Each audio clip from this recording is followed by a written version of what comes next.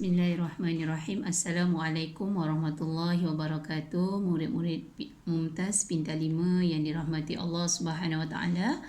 Hari ini kita nak sambung belajar bab fiqh tajuk solat fardu. Baik, sebelum tu mari sama-sama kita baca doa penerang hati. Bismillahirrahmanirrahim. Allahumma inni as'aluka علما نافعا ورزقا طيبا وعملا متقبلا آمين آمين يا رب العالمين. Baik murid-murid, jadi Mu'alimah harap semua murid-murid ada buku nota padat dan sila buka muka surat 50 ya. Okey murid-murid, solat fardu, apa yang dimaksudkan ataupun apa erti solat fardu? Dalam buku tu solat fardu artinya pada bahasa ialah doa. Apa yang dimaksudkan doa ni kan? Doa ni maknanya setiap bacaan dalam solat merupakan doa. Kecuali Al-Fatihah lah kan. Jadi murid-murid pastikan bila solat baca Fatihah dengan sempurna. Dan solat fardu dari segi istilah ialah perkataan dan perbuatan yang dimulai dengan takbiratul ihram dan disudahi dengan salam. Okey, itu maksud solat fardu dari sudut istilah. Okey, kalau orang tanya apa dia solat fardu? Solat ni apa? Solat fardu ni apa? Jadi kita boleh jawablah. Solat fardu ni ialah perbuatan yang dimulai dengan takbiratul ihram dan disudahi dengan salam. Okey, seterusnya murid-murid, kita belajar syarat wajib solat. Siapa yang diwajibkan solat? Maksudnya begitulah, siapa yang wajib solat ni? Dah tentunya lah orang Islam ya. Kita ini orang Islam, maka tidak ada alasan mengatakan kita ni tak solat, boleh semudah-mudahnya meninggalkan solat. Contoh kan, nak pergi mall, penat pergi mall, dah jalan-jalan kat mall penat, so tinggalkan solat. Itu tak boleh, hukumnya berdosa, sebab ini adalah syarat wajib. Maknanya kita ni namanya orang Islam ni wajiblah solat. Kemudian siapa lagi? Orang yang dah baligh, dah cukup umur. Dan yang ketiga ialah berakal. Dan yang keempat sampai seruan Islam. Maknanya orang yang Allahumma shalli ala Muhammad ni, orang yang dah telah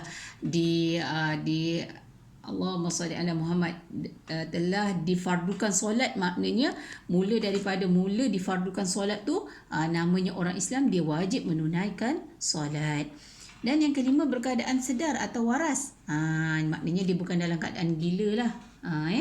Dan yang keenam suci daripada haid dan nifas bagi perempuan. Ingat murid lelaki, ini untuk murid perempuan sahaja, orang-orang perempuan sahaja yang berlaku haid dan nifas. Okey, maka mereka ini yang kita sebutkan tadi ialah orang yang wajib menunaikan solat. Okey, murid-murid, dan seterusnya di situ cuba tengok info kan. Orang yang sudah mencapai umur baligh mempunyai tanda-tanda.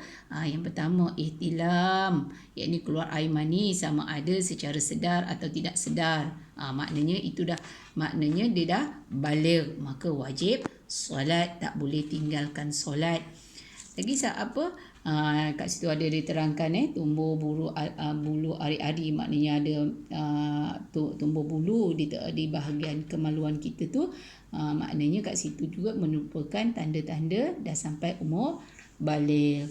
Dan selain daripada tu juga umur mencapai 15 tahun.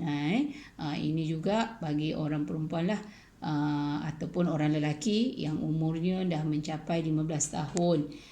Dan kalau orang perempuan dia berlaku haid ataupun hamil. Hamil tu ialah orang perempuan yang mengandung. Okey, itu kalau murid-murid nak lebih faham lah bila sebenarnya seseorang itu sudah mencapai umur baligh. Okey murid-murid, seterusnya kita nak pergi kepada syarat sah solat. Kalau tadi kita belajar syarat wajib solat, siapa yang wajib solat? Jangan kata saya kecil lagi, saya belum baligh, saya tak solat. No. Maknanya siapa pun orang Islam yang boleh dah membezakan yang mana baik, yang mana buruk, maka dia wajiblah menunaikan solat. Dan kita nak pergi kepada syarat sah solat. Syarat sah solat ini ada 5. Maknanya apabila seseorang itu hendak menunaikan solat, dirinya pertama dia wajib menutup aurat. Macam kita nak keluar rumah kan, kita tutup aurat kan. Allahumma salli ala Muhammad. Macam itulah juga bila kita nak solat, sama sebenarnya aurat kita ketika solat dan kita nak keluar rumah sama, tak ada beza pun. Jadi pastikan kita dalam keadaan menutup aurat. Tak semestinya pakai telekong. Tak pakai telekong pun, tapi kalau kita pakai tudung, pakai pakaian yang tak longgar dan pakai yang menutup aurat juga, dah boleh solat. Tapi kalau pakai ketat-ketat, macam mana? Itu tidak digalakkan lah, sebab menampakkan bentuk badan. Sedangkan Allah sendiri pun mengharamkan kita memakai pakaian yang mengikut bentuk badan. Jadi Mukadimah ingin ingatkan diri Mukadimah dan kita semua murid-murid Pintar 5 supaya sentiasa menutup aurat. Baik, yang kedua, apa lagi syarat sah solat? Pastikan suci daripada hadas kecil dan hadas besar. Maknanya hadas kecil ni sebelum nak solat dia kena ambil wuduk, barulah dia berada dalam keadaan yang bersih. Dan hadas besar pula maknanya dia kena, kalau dalam keadaan dia Allahumma salli ala Muhammad, berlaku hadas besar kepada seseorang, maka dia wajib mandi wajib dulu, kemudian barulah dia boleh menunaikan solat. Yang seterusnya, suci daripada najis pada badan, pakaian dan tempat solat. Ini juga Mukadimah nak ingatkan kepada murid-murid. Suci daripada najis pada badan. Pada badan ni lebih kepada kawasan dubul dan kubul kita. Kadang-kadang kita buang air kecil, buang air besar, kita tak cuci, tak bersihkan betul.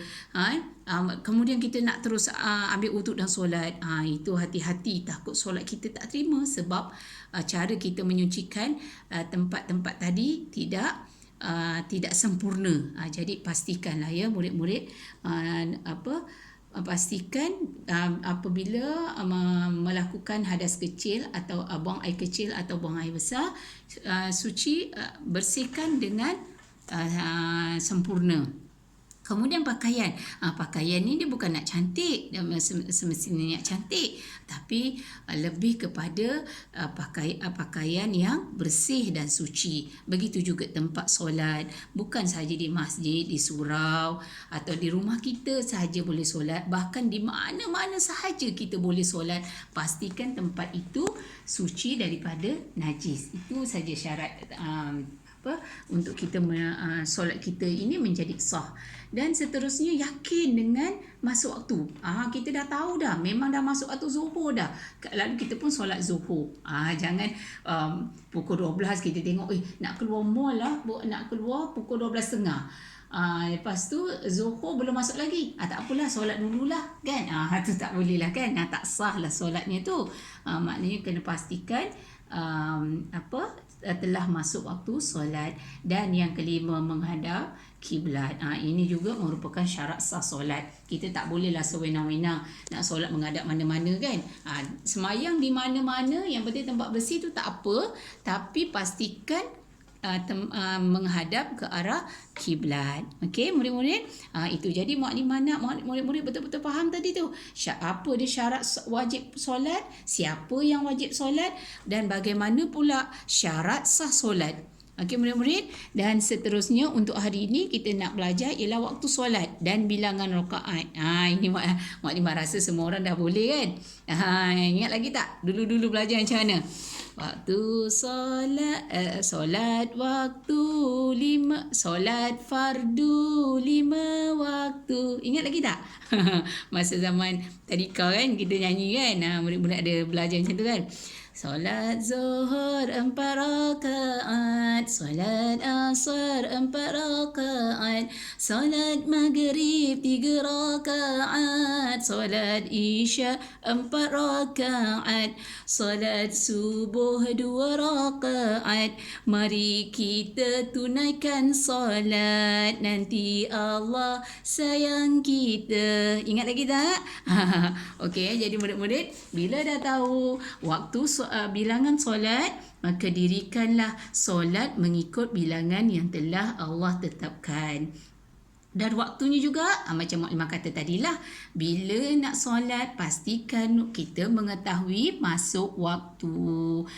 Bila masuk waktu tu, kalau zaman dahulu kan, dalam buku tu ada diterangkan, masuk solat subuh tu bila? Terbit fajar shadiq hingga terbit matahari. Itu waktu mulanya subuh. Tapi sekarang, kita tak payah dah nak tengok-tengok, nak tengok kat luar kan, nak tengok, dah terbit ke belum fajar shadiq ni? Tapi dengan azan je maknanya dah masuk waktu solat. Begitu juga dengan zuhur. Gelincir matahari, tak payahlah nak tengok matahari tu kan. Tapi kalau nak tengok pun tak salah.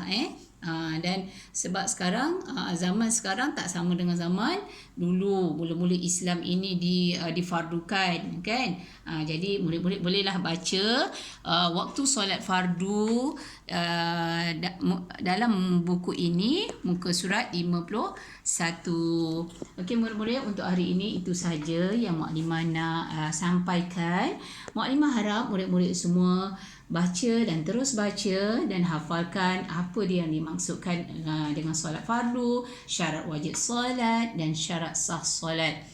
Begitu juga Mak Limah nak ingatkan, sama-samalah kita mohon kepada Allah Subhanahu Wa Taala supaya kita ini menjadi orang yang sentiasa mendirikan solat pada waktunya dengan sempurna. Okey murid-murid, itu saja untuk hari ini. Assalamualaikum warahmatullahi wabarakatuh.